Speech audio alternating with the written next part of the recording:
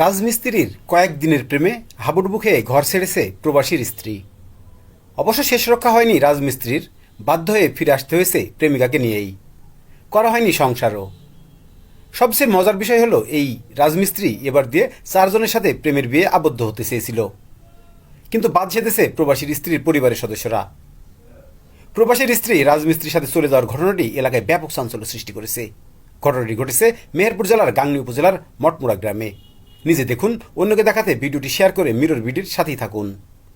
গাংনী উপজেলার মটমুড়া ইউনিয়নের হোগলবাড়িয়া গ্রামের কথিত প্রেমিক রাজমিস্ত্রি রৌফ জানিয়েছে, মটমুড়া গ্রামের জনৈক তোতার বাড়িতে ঘর নির্মাণের কাজ করার সময় প্রবাসীর স্ত্রীর নাম পরিবর্তিত সায়ন্তনীর সাথে প্রেমের সম্পর্ক গড়ে তোলে।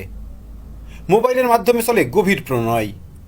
রাজমিস্ত্রি রৌফের কয়েকদিনের প্রেমে পাগল প্রবাসী স্ত্রীর নাম পরিবর্তিত সায়ন্তনী স্বামীর ঘর ছেড়ে চলে যায় বহু বিবাহের প্রেমিক রৌফের সাথে।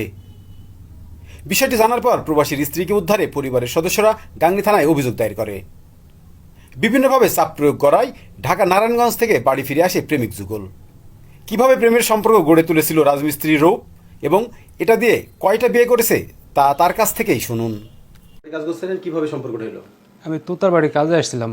আমার বাড়ি হোগলবাড়িয়া, মটমুড়া তুতার বাড়িতে কাজে আসছি। ওখানে কাজ করতে করতে এই মেয়ের সাথে সম্পর্ক। তো এই মেয়েকে আমি নিয়ে যাই 5 দিন।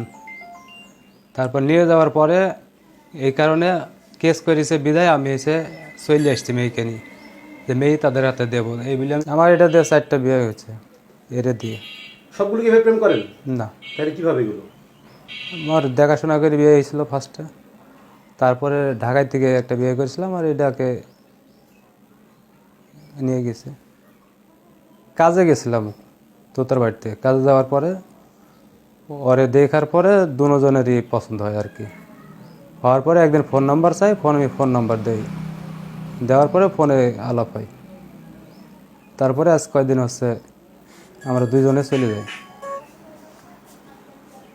নারায়ণগঞ্জে নিয়ে গিয়েছিলাম। যাওয়ার পরে আগে ওনার প্রথম ডিভোর্স দিয়েছে, দেওয়ার পরে কই আছে কাজী কয় যে তোমাদের বিয়ে এখন হবে না। আমি কই বিয়ে না হলে তো শহর অঞ্চলে থাকা সমস্যা। কয় আমি একটা কাগজ করে দেবো, তুমি সেটা নিয়ে মানুষকে বোঝাতে পারবা যে আমাদের একটা আছে, আর 3 মাস 15 দিন পর তুমি হচ্ছে রেজিস্ট্রেশন করে নিতে হবে তোমাকে, তারপরে তোমার হচ্ছে বিয়ে হবে। এই কদিনের মধ্যে শারীরিক সম্পর্ক স্থাপন করছেন আপনি? জি না। জি। শারীরিক সম্পর্ক হয়নি না? না।